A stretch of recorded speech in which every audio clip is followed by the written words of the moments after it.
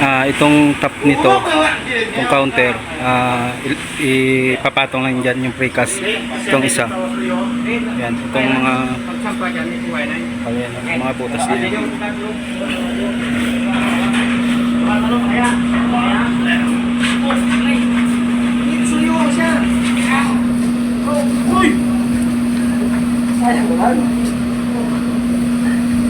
Okay, mga katigma, so share natin sa inyo ngayon yung gagawin namin.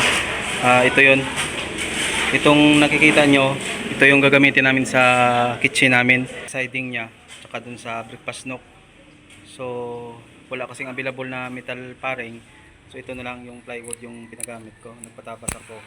Bali ang kapal nito, para hindi tayo magamit ng hollow block, saka hindi na tayo magplastering, precast na to. So 2 inches. Ayan, 2 inches yung magiging kapal nung kitchen natin dito. Ito, papubuhusan natin. Ayan, 10 mm yung bakal. Dito yung area na to. Ayan. Yung kitchen dyan, papunta dito. Tsaka may island counter dito, yung pinaka breakfast nook. Yun yung gagamitin natin. Manipis lang siya, tsaka hindi na magpa-plastering yung wall. Yung pinaka frame nya. So ayan, natuyo na po yung precast na ginawa natin, yung pinurmahan natin kahapon. So ito na siya, i-install na namin dito sa area ng kitchen. So kung mapapansin niyo, natayo na namin yung isang side ng kitchen, ayan, sa gilid. Tapos ito, sinusukat na ni Uncle yung pagtutusukan ng bakal. Yung mapapansin niyo yung mga bakal na yan na nakausli, tinutusok namin sa pader yan para sigurado na matibay. Tapos yung sa ilalim, nilalagyan din namin. So nakabaon yung mga bakal yan sa flooring tsaka dun sa wall. Ayan, kailangan lang maayos yung pagsusukat para maging sakto siya dun sa bubutasin. So ayan, kung makikita ninyo, hinihiwalay na namin yung dapat mahuli na precast para hindi sagabal dun sa pagbuhat ng malaki, kasi malaki yun tsaka mahaba. So yan, binubutasan na ni Uncle. So maya maya lang, i-install na natin yung malaking precast para makita ninyo kung paano namin ini-install yan. So antabayanan nyo na lang po mga kadigma. Papakita natin sa inyo yung proseso at ang pamamala natin sa pag-i-install yan mamaya maya. So kailangan tumama lang yung bakal na yan dun sa pinutasan sa dinril para nakabaon siya, matibay. Tapos yung dito sa wall, yan, meron din to, yan, bakal na yan, sakto. Kaya nagkaroon tayo ng mga pasubra na yan. Yan yung purpose, para makatayo siya ng kusa yung precast natin, tsaka nakatusok siya sa wall. Bali ito yung magiging paanong breakfast nook natin, yung counter. So may 40 tayo dito para sa cabinet sa loob, tapos 20 cm dito para dun sa upuan. Yan yung clearance nya, para yung paa kapag nakaupo hindi nakabangga sa side. So ito yung taas ng ating counter dito, ang gusto ng mayari, sa 87 o 88 yung height nya. So gagawin na natin yan, papunta yan doon, iikotan doon yung sink natin, tapos tutumbok na lang yung slab nya dito sa wall na to ng island counter natin. So yung bakal na yan, kailangan pumasok dun sa butas para makalak siya. Lalak natin yung partition. So itong bakal na to, lalagyan natin to ng lock na bakal na i-welding natin, tsaka tatapalan para matibay. Tapos itong mga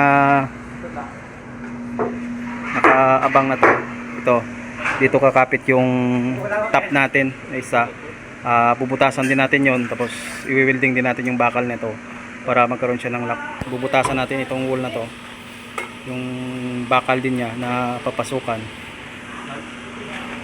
Ipakita na natin sa inyo mamaya. So matibay ito kasi nga gawang may paa na siya. Yan. Nakalak na siya.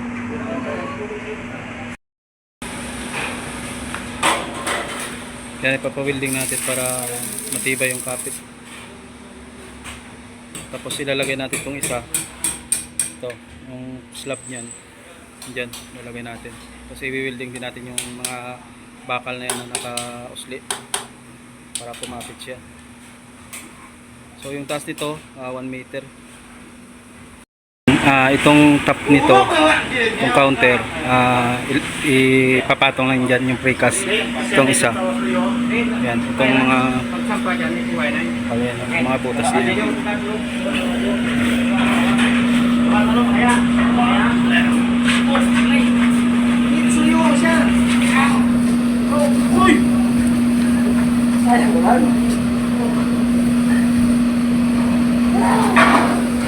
So yung mga bakal na yan,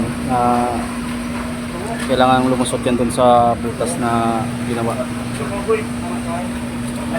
Yan, kabilaan.